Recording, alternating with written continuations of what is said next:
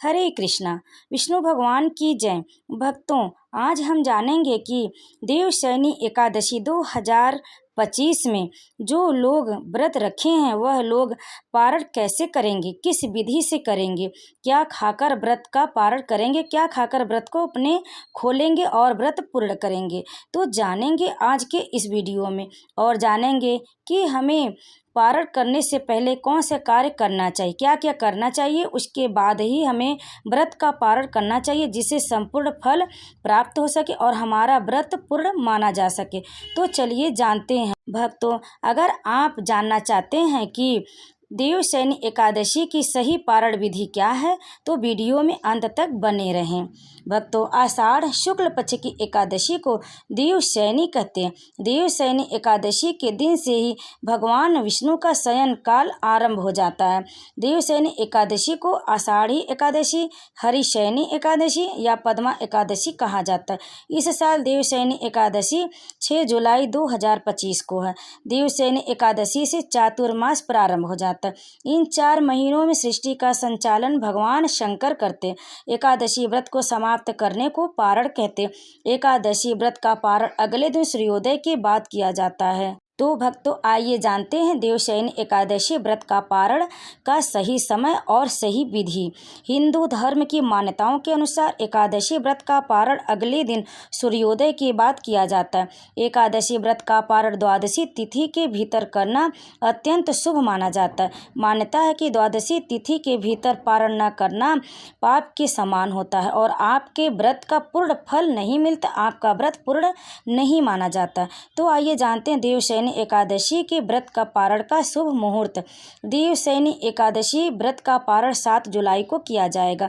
व्रत पारण का शुभ मुहूर्त होगा सुबह 5:29 से लेकर सुबह 8:16 तक रहेगा।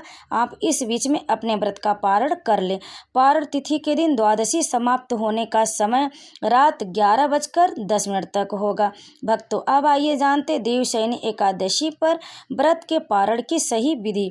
एकादशी व्रत का पारण द्वादशी तिथि को ही किया जाता है। व्रत पारण से पहले स्नान करके स्वच्छ वस्त्र धारण कर ले, फिर भगवान विष्णु की पूजा करें और उन्हें प्रणाम करें। व्रत पारण का संकल्प ले, जल या तुलसी दल का सेवन करें और उसके बाद तुलसी को भी आप विष्णु जी के चरणों में जरूर अर्पित करें। फिर किसी गरीब या जरूरतमंद को अपनी सामर्थ्य के अनुसार दान अवश्य करें। भक्तों, पारण करने से पहले आप तुलसी माता को जल जरूर चढ़ाएं और ओम नमो भगवते वासुदेवाय इस मंत्र का जाप करें और तुलसी जी की 5 बार परिक्रमा करें। उसके बाद आप उनको फूल और टीका लगाएं, आरती करें, तुलसी जी से अपने व्रत को पूर्ण करने की याचना करें और उनसे क्षमा याचना भी जरूर करें और अपनी मनोकामना पूर्ण करने के लिए उनसे विनती करें। इस प्रकार से विधिवत तुलसी जी की पूजा अवश्य करें और उनकी कथा का भी श्रवण अवश्य करें। द्वादशी तिथि पर तुलसी जी की कथा का श्रवण करना बहुत ही शुभ माना जाता है। आप इस तरह से कथा श्रवण करें, उनकी आरती करें, पूजा करें, तुलसी जी की पत्तियां विष्णु जी को अवश्य चढ़ाएं।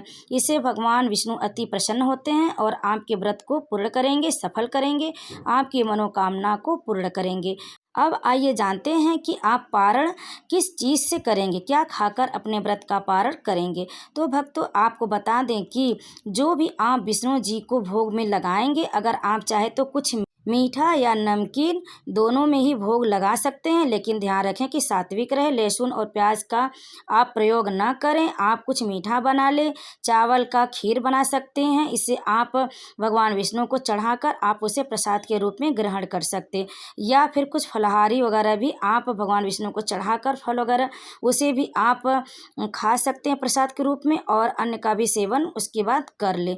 ध्यान रखें कि आप द्वादशी लगने के बाद ही पारण करें और इस तरह से आप भगवान विष्णु के प्रसाद को ही खाकर अपने व्रत का पारण करें। आप जो भी भोग में भगवान विष्णु को चढ़ाएं, अर्पित करें, उसे ही आप भोग में अपने पारण में शामिल करें और तुलसी की जो पत्तियां रहती हैं उन्हें भी आप प्रसाद के रूप में ग्रहण कर सकते हैं और आप जो भी प्रसाद चढ़ाएं सभी में वितरण करें।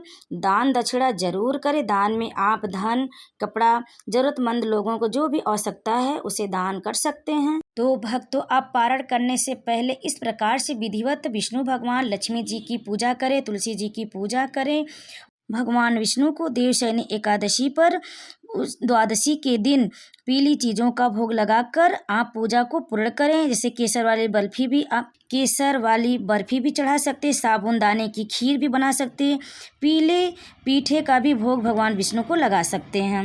फिर इसके बाद आप विष्णु जी की आरती करें, विष्णु चालीसा का पाठ करें। संभव हो तो अगर जितना जल्दी हो सके सुबह में उठें और विधि पूर्वक पूजा करने के बाद ही आप भगवान विष्णु का, माता लक्ष्मी का आशीर्वाद लेकर ही अपने व्रत को पूर्ण करें और आपकी जो मनोकामनाएं हैं वह बोले। फिर उसके बाद अपने व्रत का पारण कर ले। भक्तों, अगर आप शुभ फलों की प्राप्ति चाहते हैं तो आप पारण करने से पहले केले के पेड़ की जड़ में आप जल चढ़ाएं, उनकी पूजा करें। इससे आपकी समस्त मनोकामना पूर्ण होगी और सूर्य देव को भी जल अवश्य चढ़ाएं। इस तरह से पूजा करने के बाद ही अपने व्रत का पारण करें। ध्यान रखें कि आप पारण करने से पहले आप इन सब कार्यों को अवश्य पूरा करें। इस तरह से विधिवत पूजा करने के बाद ही आप व्रत का पारण करें। तो भक्तों, अगर आपको हमारी जानकारी पसंद आई तो वीडियो को लाइक करें, शेयर करें और कमेंट में विष्णु भगवान की जय अवश्य लिखें। आप सभी पर भगवान विष्णु कृपा सदैव बनी रहे।